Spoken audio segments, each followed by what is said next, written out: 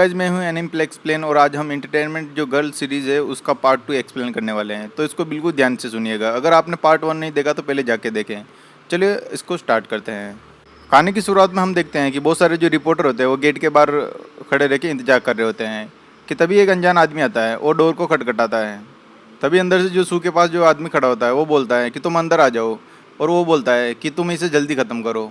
तभी हम अगली सीन में देखते हैं जो हमारी सू होती है वो बैठ के कुछ सोच रही होती है कि तभी वो अपने हाथ को देखती है और अपनी नेल पॉलिश को देख के बोलती है कि ये नेल पॉलिश मैंने कब लगाई और ये कितनी गंदी दिख रही है। तभी जो दूसरा आदमी है वो बोलता है, मिस्टर जियांग, सू अब होश में आ चुकी है, पर बहुत सारे रिपोर्टर बाहर खड़े होकर इंतजार कर रहे हैं कि वो बार बार मेरे से एक ही सवाल पूछ रहे हैं कि क्या सू होश में आ गई है।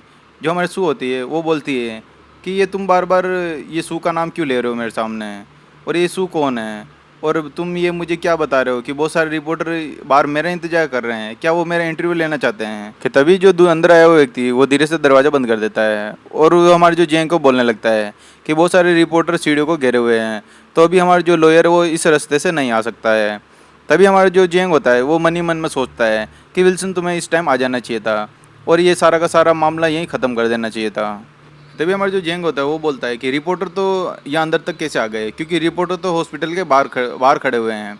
तभी हमारा जो दूसरा व्यक्ति बोलता है कि मुझे माफ़ करना सर, पर यहाँ पे बहुत सारे रिपोर्टर के साथ अनजान आदमी भी यहीं खड़े हुए हैं और अभी जो बाहर की सिचुएशन बहुत ज़्यादा ख़राब है। तभी हमारी जो सू होती है वो बार बार अपने गाल को खींच के पिंच करी होती है, क्योंकि ये सारा सीन उसको कुछ भी समझ में नहीं आ रहा होता है। तभी हमारा जो जियांग होता है वो बोलता है कि हमें और भी आदमियों की यहाँ ज़रूरत पड़ने वाली है। कि तभी हमारा जो दूसरा व्यक्ति होता है वो बोलता है कि मैंने इसके लिए पहले ही फ़ोन कर दिया है, हम इस जगह को नहीं छोड़ेंगे उससे पहले वो हमें बाहर मिल जाएंगे। तभी हमारी जो सू होती है वो जियांग से बोलती है कि मैं कौन हूँ, क्या तुम्हारे पास कोई मिरर है क्या कि मैं अपने आप को देख सकूँ। तभी हमारा जो जियांग होता है वो बोलता है कि अभी तुम्हें कुछ भी करने की ज़रूरत नहीं है, कि इस टाइम तुम्हें इस पेपर पे साइन करना है। तभी हमारा जो जियांग होता है वो बोलता है कि हमारी जो शादी है वो एक एक तरह से हमारी एक सबसे बड़ी मिस्टेक है। फिर वो बोलता है कि तुम मेरे से बार बार इन बातों पे लड़ना बंद करो, अगर तुम यहाँ पे साइन कर दोगे तो हम दोनों अपने अपने रास्ते चले जाएंगे। तभी हमारी जो सू होती है वो कहती है कि तुम ये क्या कह रहे हो, तुम बार बार सू का नाम क्यों ले रहे हो, क्या तुम उस सू की बात तो नहीं कर रहे हो कि इस कंट्री की जो सबसे बड़ी एक्ट्रेस है। तभी हमारा जो जियांग होता है वो उसके सामने उसको डिवोर्स पेपर फेंकता है और वो बोलता है कि तुम जब यहाँ पे तुम साइन कर दो कि जो मेरी कंपनी है वो तुम्हें $10 मिलियन देने वाली है, इसके साथ ही तुम्हें एक बंगला और एक स्पोर्ट्स कार भी इसके साथ मिलने वाली है, जब ये डिवोर्स हो जाएगा तुम्हें मिल जाएगा। जो हमारी सू होती है उसको अपने आप पे विश्वास ही नहीं हो रहा होता है, वो अपने मन ही मन में सोचती है कि मैं बहुत बड़ी एक्टर के साथ बदली हूँ।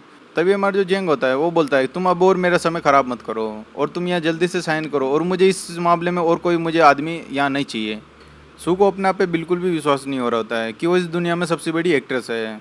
और जो हमारा जो जेंग का साथी होता है उसके पास आकर बोलता है कि मैम प्लीज़ आप इस पर साइन कर दो, अभी सर का दिमाग काफ़ी ज़्यादा ख़राब है, तो प्लीज़ उन्हें आप कुछ करने के लिए फोर्स मत करो। तभी हमारा जो जियांग होता है वो बोलता है कि बहुत हुआ, ये फालतू का ड्रामा तुम मेरे सामने करना बंद करो, और तुम ये बार बार ऐसा क्यों जता रहे हो जैसे कि तुम ये सारा सब कुछ भूल गई हो और तुम बार बार रो भी रही हो।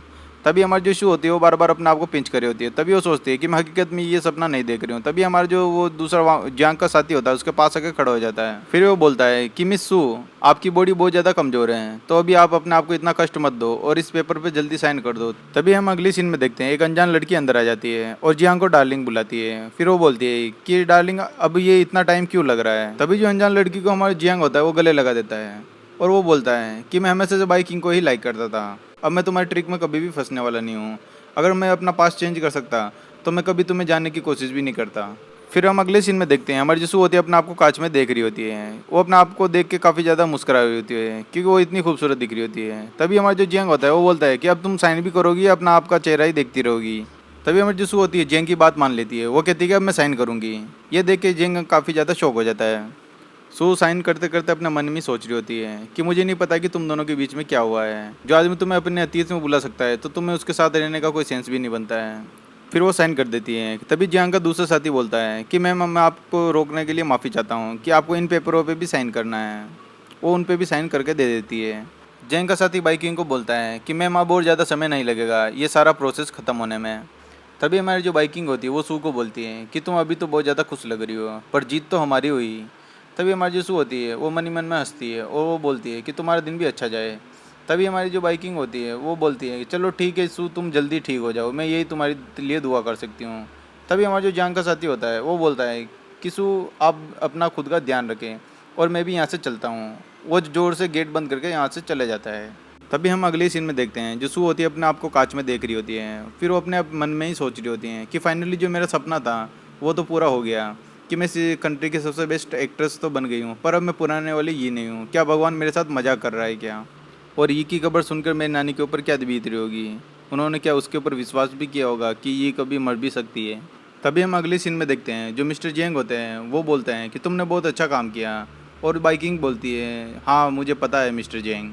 तभी वो बोलती है कि मिस्टर जेंग, जो सू की कंडीशन काफ़ी ज़्यादा ख़राब है, कम से कम उसको 1 महीने का टाइम तो देना ही चाहिए ताकि वो फुली रिकवर हो सके। तभी हमारी जो बाइकिंग होती है वो बोलती है, जो बाकी का काम बचा हुआ है अब उसका क्या करना है। तभी जो हमारा जो मिस्टर जेंग होता है वो बोलता है, तुम वो सब कुछ मेरे पे छोड़ दो, वो मैं कर लूँगा। इसी के साथ ये एपिसोड यहीं ख़त्म होता है। ये एपिसोड आपको कैसा लगा आप हमें कमेंट करके बता सकते हैं, और अगला एपिसोड हम जल्दी लेके आएंगे। इसी के साथ गुड बाय।